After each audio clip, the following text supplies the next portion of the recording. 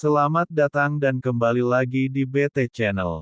Pemerintah sedang mempersiapkan pelaksanaan vaksinasi COVID-19 pada kelompok anak berusia 6 bulan sampai di bawah 6 tahun. Program vaksinasi untuk anak-anak ini diperkirakan dapat dilaksanakan mulai triwulan kedua 2023. Perhitungan kami, untuk pelaksanaan vaksinasi COVID-19 di triwulan kedua, karena perlu koordinasi dengan penyedia vaksin, kata Kepala Biro Komunikasi dan Pelayanan Publik Kementerian Kesehatan Siti Nadia Tarmizi di Jakarta, Jumat, tanggal 27 Januari tahun 2023. Kita tahu, vaksin yang baru dapat EUA (Emergency Use Authorization) atau izin penggunaan darurat untuk anak 6 bulan hingga kurang dari 6 tahun baru vaksin buatan Pfizer, sehingga masih butuh persiapan kapan mereka produsen kirimkan vaksinnya ke Indonesia, ia menambahkan. Menurut Siti, Kementerian Kesehatan sudah selesai memperhitungkan kebutuhan vaksin COVID-19 berdasarkan perkiraan jumlah anak usia 6 bulan sampai 5 tahun yang menjadi sasaran vaksinasi.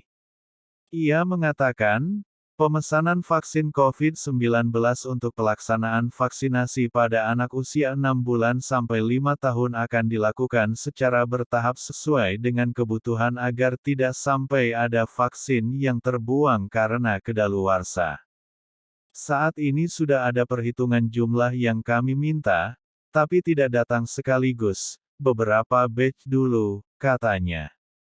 Nadia menjelaskan, bahwa vaksinasi COVID-19 pada anak usia 6 bulan sampai di bawah 6 tahun dilakukan berdasarkan rekomendasi dari Indonesian Technical Advisory Group on Immunization (ITAGI).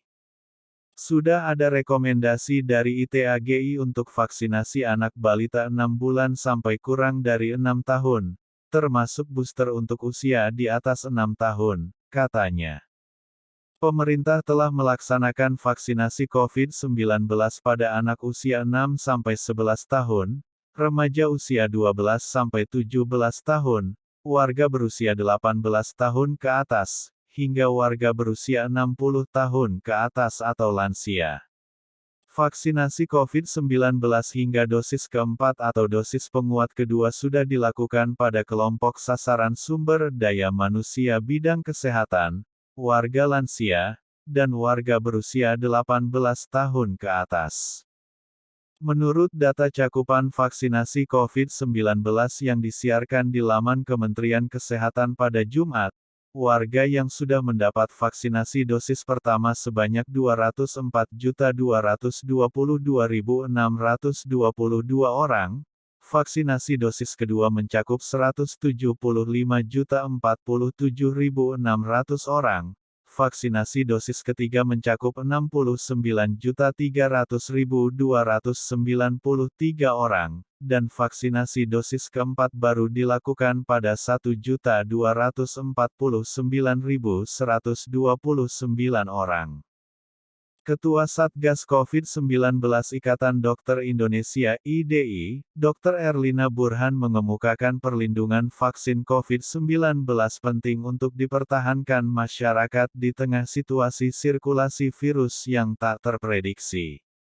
Erlina mengimbau masyarakat untuk berpartisipasi dalam program vaksinasi COVID-19 agar imun tubuh meningkat.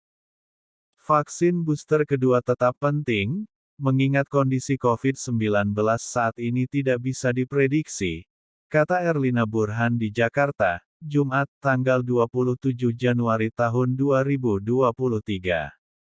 Jangan lengah di saat tidak ada lagi kebijakan pemberlakuan pembatasan kegiatan masyarakat (PPKM) karena penularan virus tidak bisa diprediksi, imbuhnya.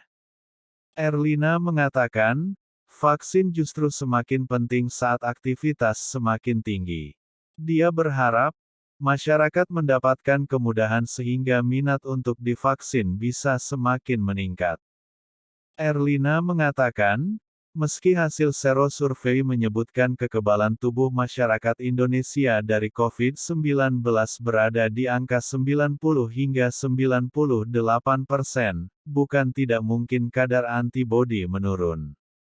Vaksin COVID-19 dosis booster tetap penting, mengingat antibodi seseorang bisa menurun seiring berjalannya waktu. Tujuan vaksinasi memang bukan lagi mencegah infeksi, tetapi menghindarkan masyarakat dari keparahan akibat COVID-19. Antibodi alami karena terpapar COVID-19 meski diperoleh bukan dari vaksin, tetap akan menurun, jadi kita tidak boleh euforia dan tetap perlu tambahan vaksin, ujarnya.